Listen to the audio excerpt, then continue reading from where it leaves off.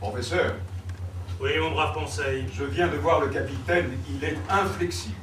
Nous sommes le 5 novembre 1867, le délai expire aujourd'hui à minuit, c'est-à-dire dans 1h20 très exactement. Merci, mon ami. Ah, l'Abraham Lincoln, notre navire, va donc enfin cesser cette chasse aux monstres. Et si monsieur le permet, il n'en est plus que temps. Il a été vu, conseil, par des hommes à la moralité irréprochable. D'abord au large de l'Australie, puis le lendemain au beau milieu de l'Atlantique. Enfin, 1 heure plus tard du côté du Canada.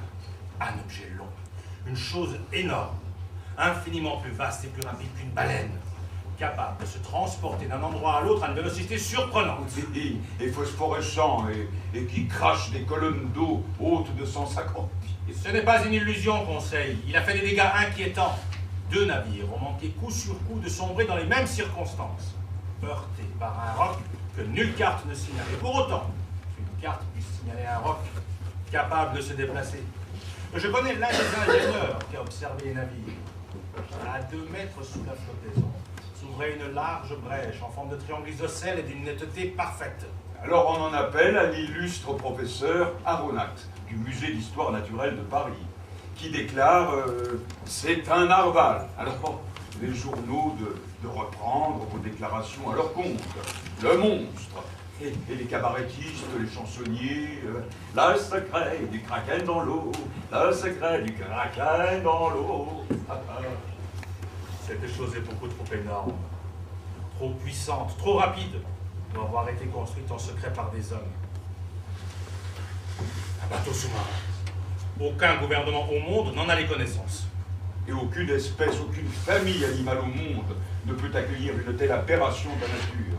Enfin, le gouvernement américain a offert une prime de 2000 $ à qui débarrassera les mers de votre narval, a même affrété un navire pour lui faire la chasse, nous a invités à son bord.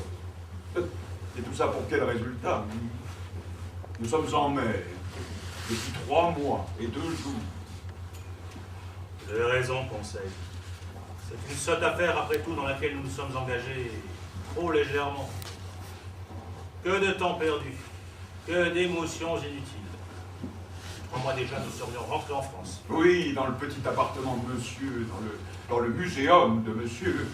Et j'aurais déjà classé les fossiles de monsieur et le babiroussa de monsieur serait installé dans sa cage du jardin des plantes et il attirerait tous les curieux de la capitale. Comme vous dites, conseil, et sans compter, j'imagine que l'on se moquera de nous. Oui, je crains surtout que l'on se moque de monsieur. Et faut-il le dire? Il faut le dire, conseil. Monsieur n'aura que ce qu'il mérite. Vraiment? Quand on a l'honneur d'être un savant comme monsieur, on ne s'expose pas.